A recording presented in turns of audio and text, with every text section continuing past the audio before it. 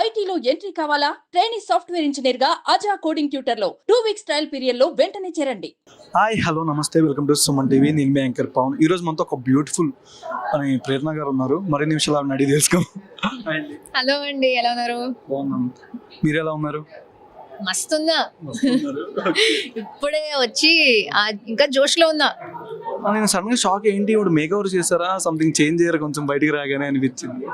బయటికి రాగానే అది లోపలే హెయిర్ కట్ చేసుకుందాం కదా, లోపల ఉన్నప్పుడే కొంచెం ఫైనల్స్ కి కొంచెం మేక్ ఓవర్ ఉండాలి అనేసి హెయిర్ కట్ చేసేసుకున్నా. అంటే మా హస్బెండ్ కి షార్ట్ హెయిర్ చాలా ఇష్టం. నేను ఎప్పుడు ప్రాజెక్ట్ కోసం హెయిర్ కట్ కాదు, లాంగ్ హెయిర్ ఉండాలి అనేసి నేను ఎప్పుడు నో అనేదాన్ని. కానీ ఫైనల్స్ లో నా హస్బెండ్ చూసినప్పుడు ఆయనకు సంతోషం అవ్వాలనేసి కట్ చేసేసుకున్నా. శ్రీపాద గారు రాలేదా? ఆయన కార్పొరేట్ కదండి, వర్కింగ్ డే ఇది. సో ఆయన రావాలనుకున్నారు, కానీ పని మీటింగ్లు అది ఇది. అంటే ఇప్పుడు ప్రెసెంట్ మీరు స్టార్టింగ్ చూసినప్పుడు బిగ్ బాస్ యష్మి గారు మీ ఫ్రెండ్, బట్ మీరు ఆవిడ కోసం స్టాండప్ తీసుకున్నా కానీ ఆవిడ కానీ కొన్నిసార్లు మేము బ్లేమ్ చేయడం కానీ మీకోసం స్టాండప్ తీసుకోవడం అవడం కానీ, అంటే మీకు ఎట్లా అనిపించింది? యాజ్ ఏ ఫ్రెండ్గా మీరు సపోర్ట్ చేసినా సరే కొంచెం బాధగా ఉంటుంది కదా, నా ఫ్రెండ్ కదా నేను సపోర్ట్ చేశాను, కొంచెం స్టాండప్ తీసుకున్నాను, బట్ మీ గురించి కొన్నిసార్లు ఇలా మాట్లాడడం కూడా, అంటే దీని గురించి అంటే ఏం చెప్తారు? యష్మి నేను యాక్చువల్లీ బిగ్ బాస్ లో ఫ్రెండ్స్ అయ్యాం.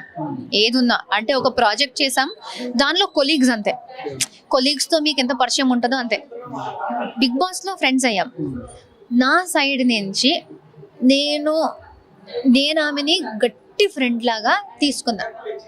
సో ఆమె ఏం చేసినా, ఇప్పుడు మా ఫ్రెండ్స్, మా అక్క చెల్లి తమ్ముళ్ళు, మా పేరెంట్స్, వీళ్ళు ఏం చేసినా అది యాక్సెప్ట్ చేస్తాం కదండి.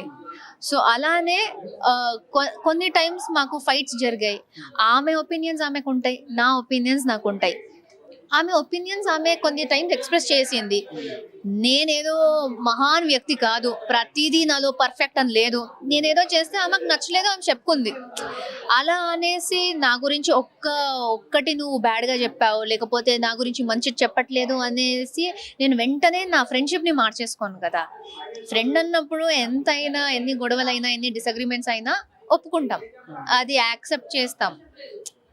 నేను మొత్తం సంతోషంగా ఉన్నాను అని కాదు, కానీ అర్థం చేసుకుంటా. ఓకే, నీకు నచ్చలేదు, నేనేమీ చేయలేదు, నా చేతుల్లో లేదు.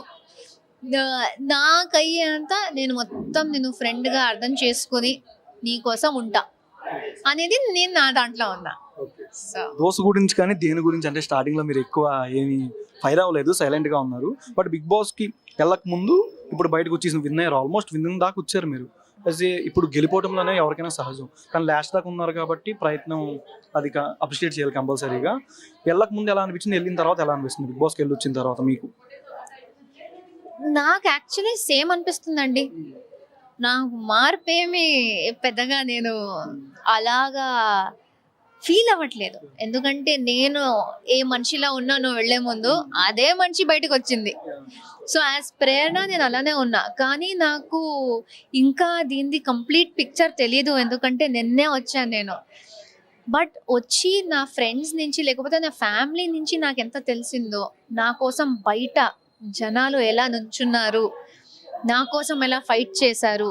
నా తరపున నేను లోపల ఫైట్ చేసుకున్నా, కానీ నా తరపున బయట చాలా మంది ఫైట్ చేశారు, నా ఫ్యాన్స్ వాళ్ళందరూ. అది పిచ్చి ఫాలోయింగ్ అంటా అండి. అది ఇంకా నేను చూడలేదు, బట్ అది చూడాలి, వాళ్ళందరినీ మీట్ అవ్వాలి, థ్యాంక్ యూ చెప్పాలని చాలా ఉంది.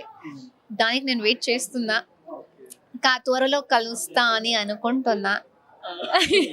అంటే ఎంతమంది నెగిటివ్గా ఉన్నారు? గ్రూప్స్ బాగా ఫామ్ అయ్యారు అని కూడా విన్నాం. మీకు ఎవరు నెగిటివ్ అనిపించారు బిగ్ బాస్ లో? ఇప్పుడు గ్రూప్స్ ఫార్మ్ అవుతున్నాయి, లేకపోతే గ్రూప్ గేమ్ అని చాలా మంది వచ్చి చెప్పారు. ఇలాంటి ప్లేస్ లో ఈ గ్రూప్ గేమ్ అనడం చాలా ఈజీ. ఎందుకంటే ఇప్పుడు మీరు చూసారు, ఒక పాయింట్ లో యష్మి నన్ను నామినేట్ చేయాలి అనుకుంది. నువ్వు ఒక ఫ్రెండ్, ఆమె చేయలేదు కానీ అనుకుంది. నువ్వు ఒక ఫ్రెండ్ని నువ్వు ఎలా నామినేట్ చేయాలి అనుకుంటావని ఆమెకు నామినేషన్స్ వచ్చాయి. అంటే ఒక పాయింట్లో వచ్చేసి ఫ్రెండ్షిప్కి నీకు వాల్యూ ఏంటి, ఫ్రెండ్షిప్కి నువ్వే ఇచ్చే మర్యాద ఏంటి అనేసి క్వశ్చన్ చేశారు. అదే ఫ్రెండ్షిప్కి ఇచ్చిన రెస్పెక్ట్ని నువ్వు ఇచ్చావు, నువ్వు గ్రూప్ గేమ్ ఆడుతున్నావు అంటారు. సో అక్కడ ఆ హౌస్లో ఉన్నప్పుడు గ్రూప్ గేమ్ అనేది చాలా ఈజీ, కానీ ఫ్రెండ్షిప్ని దీంతో మిక్స్ చేసుకోవడం చాలా ఈజీ అయిపోతుంది. ఫ్రెండ్షిప్కి వేరే ప్లేస్ ఉంటుంది. నువ్వెంత నీకు ఒక మంచి బాండ్ ఉంటే కొంచెం ఏదైనా ప్రాబ్లం వస్తే బయట మాట్లాడుకోవడానికి ట్రై చేస్తారు. అది సాల్వ్ అయిపోయింది అనుకోండి, నామినేషన్ దాకా తీసుకొచ్చే ఇదే లేదు, ఆ పరిస్థితి రాదు. ఇక్కడ నేను మీతో గొడవ జరిగింది, నేను మీతో మాట్లాడాను, సార్ట్ అయిపోయింది. సార్ట్ అయ్యాక నేను దీన్నే తీసుకెళ్ళి నామినేషన్లో పెడితే ఎలా ఉంటుంది? కాదు, ఇప్పుడు నేను మీరు గొడవ పెట్టుకుందాం, మేమిద్దరం ఫ్రెండ్స్. నేను వచ్చేసి మొత్తం మీతో మాట్లాడి మొత్తం సాల్వ్ చేసేసుకుందాం, మంచి ఫ్రెండ్స్ అయిపోయాం మళ్ళీ.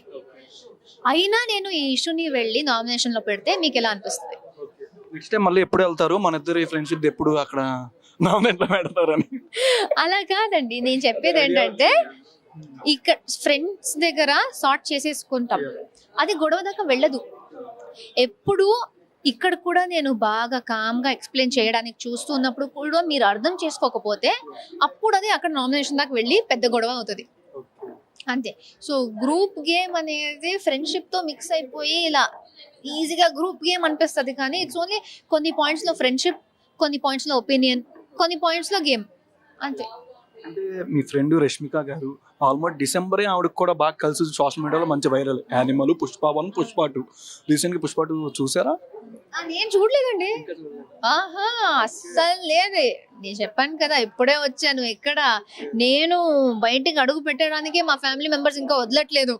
ఎందుకంటే లేదు, కొంచెం ఉండు, బయట చాలా మంది నీకోసం వెయిట్ చేస్తున్నారు అనేసి నన్ను క్వారంటైన్లో పెట్టారు, కోవిడ్ కన్నా చాలా గట్టిగా. సో బిగ్ బాస్ వెళ్తున్న రష్మిక గారికి తెలుసా? తెలుసు అనుకుంటాను, నేను చెప్పాను తెలుసు. యా, ఆల్మోస్ట్ 1400 crores వచ్చింది కలెక్షన్ పుష్ప2. ఆవిడ కలుస్తారా ఇప్పుడు బయటికి వచ్చారు కాబట్టి? ఎలాగైనా చూడాలి, చూడాలి. ఎందుకంటే ఆ అమ్మాయి ఇప్పుడు ఎలాంటి ప్రమోషన్లు, మూవీస్, ప్రాజెక్ట్స్ చేస్తుందంటే ఆమె కూడా తెలిసి ఉండదు ఎప్పుడు ఎక్కడ ఉంటది అనేసి. ఈ రోజు ఇక్కడ ఇప్పుడు పొద్దున ఇక్కడ ఉండొచ్చు, మధ్యాహ్నం వేరే సిటీలో ఉంటది. సో ఆవిడ షెడ్యూల్ ఎస్పెషల్లీ డిసెంబర్, ఇప్పుడు ప్రమోషన్ టైమ్స్, సక్సెస్ మీట్లు చాలా బిజీ ఉంటది. ఫోన్ కాల్ లేదు, text. Congratulations for being the winner అనేసి. ఇద్దరి మధ్య ఏదైనా ఫన్నీ మెమరీ మీ రూమ్ టైంలో, రూమ్మేట్స్ కాబట్టి, ఫ్రెండ్స్, ఏదైనా ఫన్నీ మెమరీ? అది నేను స్టేజ్ మీద కూడా ఒకసారి చెప్పాను. మేము మోడలింగ్ చేసే టైంలో మా షూట్స్ చాలా లేట్ అయ్యేది. అప్పుడు బండి వేసుకుని అండ్ షూటింగ్కి కావాల్సిన బట్టలంతా సూట్ కేసులో పెట్టుకుని, చిన్న స్కూటీ పెప్లో ముందు పెద్ద సూట్ కేసు పెట్టుకుని రాత్రి 2:30, 3 o'clockకి ఏదో 14-15 kilometers ట్రావెల్ చేసేవాళ్ళం. మధ్యలో సూట్ కేసు పడిపోతుంది, ఎత్తుకోవాలి, స్కూటీ మీద నుంచి పడిపోతుంది, ఎత్తుకోవాలి. ఒక్కసారి అయితే పడిపోయి ఆ జిప్ లాక్ చేయలేదు అనుకుంటా, బట్టలు మొత్తం బయట పడిపోయాయి. ఖాళీ రోడ్, దయ్యం తిరుగునట్టు ఉంది, అలాంటి ఇది. అక్కడ బట్టలు పడిపోయాయి, మొత్తం సర్దుకుని మళ్ళీ పెట్టుకుని చూసుకుంటూ వెళ్ళిపోయాం. అది డియర్ కామ్రేడ్ సినిమాలో అంత స్పీడ్ గా స్కూటీ తోలేస్తున్నారు అంతే అనుకోవచ్చు. So that is I think very funny memory. అంటే మీరు వీళ్ళు నిఖిల్ కాకుండా వినేది ఎవరు అనుకుంటున్నారు? లాస్ట్ మినిట్ లో వైల్డ్ కార్డ్ ఎంట్రీస్ వచ్చారు, అప్పటిదాకా ఉన్న మీ మెంబర్స్ కానీ వైల్డ్ కార్డ్ ఎంట్రీస్ లో ప్రీవియస్ కంటెస్టెంట్లు అందరూ వచ్చారు. ఎవరు అవుతారో అసలు మీకు ఎలా అనిపించింది? విన్ అవుతాం, లాస్ట్ దాకా వెళ్తామా మనం? ఇప్పుడు దాకా ఉన్న వీక్స్ కాకుండా నెక్స్ట్ వచ్చేదాకా. ఇప్పుడు నిఖిల్ అయ్యారు కాబట్టి నిఖిల్ అయ్యారు, లేకపోతే లాస్ట్ దాకా నేను కూడా అవుతాను అని హోప్ ఉంది. గుడ్డి నమ్మకం కాదు, నేనే అవుతాను అని కాదు, కానీ అక్కడ ఉన్న టాప్ 5 members కొంచెం స్ట్రాంగే. వాళ్ళు గట్టిగానే చేశారు. గేమ్లు, ఎంటర్టైన్మెంట్, మాటలు అన్నీ స్ట్రాంగ్ ఉన్నాయి. సో ప్రతి ఒక్కరికి ఛాన్స్ ఉంది అని ఒక ఐడియా ఉంది. సో ఎవరు గెలిచినా షాక్ ఏం కాదు. సో ఆబ్వియస్లీ నాకు నేనే గెలుస్తాను అనే ఒక ఐడియా ఉండే, హోప్ ఉండే. చీఫ్ గెస్ట్ లో వచ్చిన వాళ్ళు మీకు బాగా ఫేవరెట్ ఎవరు బిగ్ బాస్? అరే మేము ఇప్పుడు లైక్ జస్ట్ ఫ్యూ ఇయర్స్ నుంచి యాక్టింగ్ చేస్తున్నాం, కానీ ఎప్పటి నుంచో నార్మల్ మిడిల్ క్లాస్ వాళ్ళలాగా ఇంట్లో కూర్చుని ప్రతి సినిమా చూస్తాం.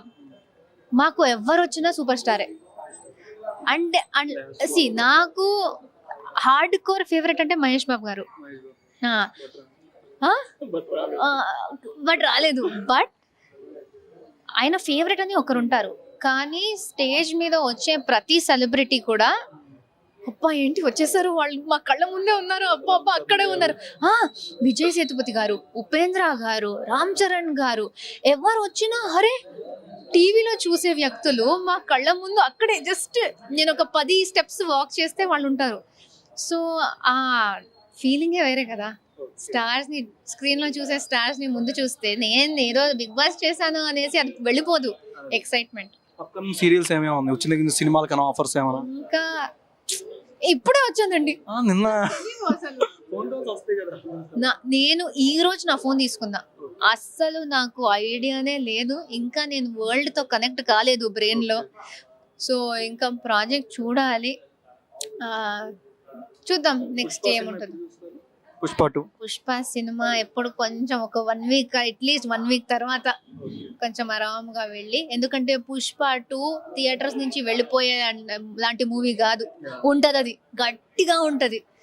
సో హ్యాపీగా టైం తీసుకుని కొంచెం దీని నుంచి కొంచెం కామ్ అయ్యి ఆరాంగా వెళ్ళి చూస్తాం. కంగ్రాచులేషన్స్ అండి. Thank you so much. Suman టీవీలో మీ పర్సనల్ అండ్ బిజినెస్ ప్రమోషన్స్ కోసం కింది నెంబర్కి కాంటాక్ట్ చేయండి.